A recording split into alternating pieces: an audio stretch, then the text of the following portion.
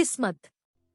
सरिता ने अपनी बहू को बेटी का दर्जा क्यों नहीं दिया? भाग 1। परिचय। सरिता एक सामान्य परिवार की धर्मपत्नी थी। वह एक समझदार और कार्यनिष्ठ महिला थी जो अपने परिवार को धैर्य से संभालती थी। सरिता के पति अजय एक अच्छे स्वाभिमानी व्यक्ति थे और उन्होंने इस परिवार को संभालने के लिए उन्हें बड़े प्यार से समर्पित किया था। सरिता और अजय के बीच कभी भी कोई विवाद नहीं हुआ और वे एक दूसरे के साथ खुशी खुशी रहते थे। भाग 2। बहू का आगमन। एक दिन अजय के चहेते भाई का विवाह हुआ और वह अपनी नई बहू को अपने घर लाए। बहू का नाम सोनिया था। वह एक सुंदर और समर्थ युवती थी।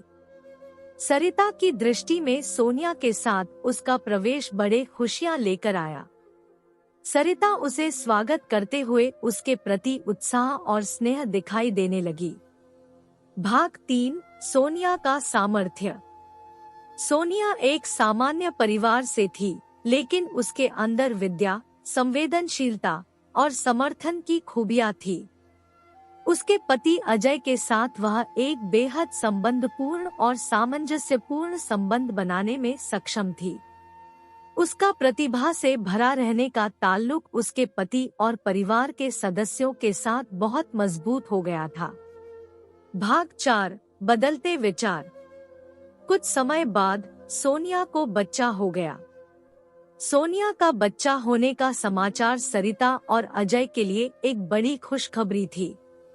लेकिन जैसे जैसे दिन बीतते गए, सरिता के मन में एक बदलता हुआ विचार हुआ। वह सोचने लगी कि शायद उसका परिवार बेटे के आगमन के बाद सोनिया को बेटी के रूप में स्वीकार करेगा।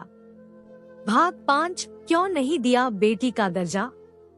सोनिया ने अपना अच्छा ख्याल रखा, उसके अंदर जन्मे बच्चे को देखा और उसे अपने प्यार से गले लगाया। लेकिन दिन बीतते जाते हुए वह नोटिस करने लगी कि उसके पति अजय उसे बेटी के रूप में स्वीकार नहीं कर रहे थे। उसे उस दिन के बाद से दिल में एक सवाल उठता रहा कि क्यों अजय ने उसे बेटी का दर्जा नहीं दिया।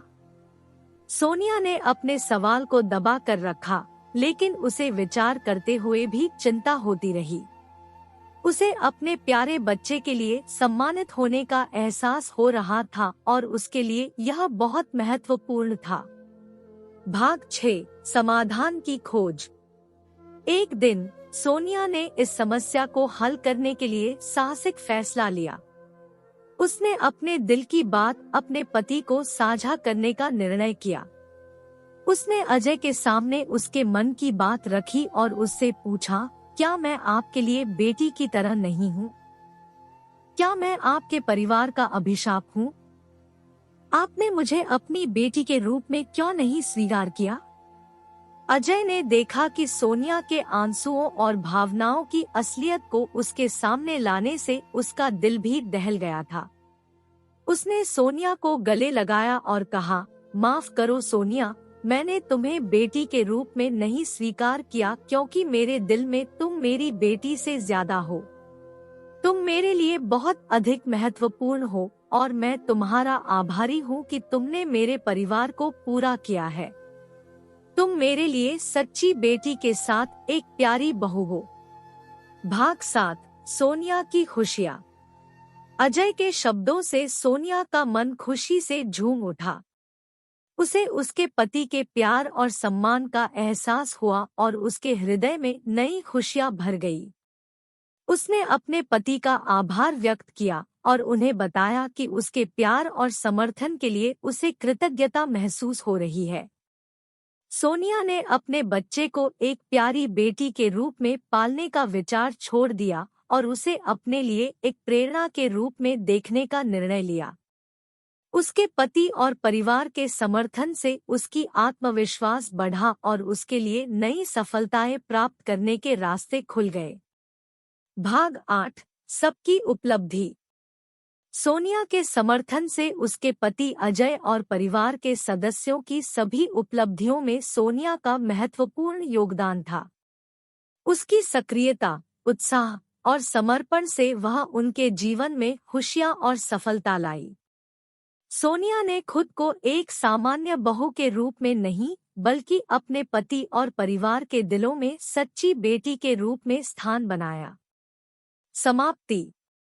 इस कहानी से हमें यह सबक मिलता है कि अक्सर हमारे दिल के भाव और विचार हमारे रिश्तों को प्रभावित करते हैं।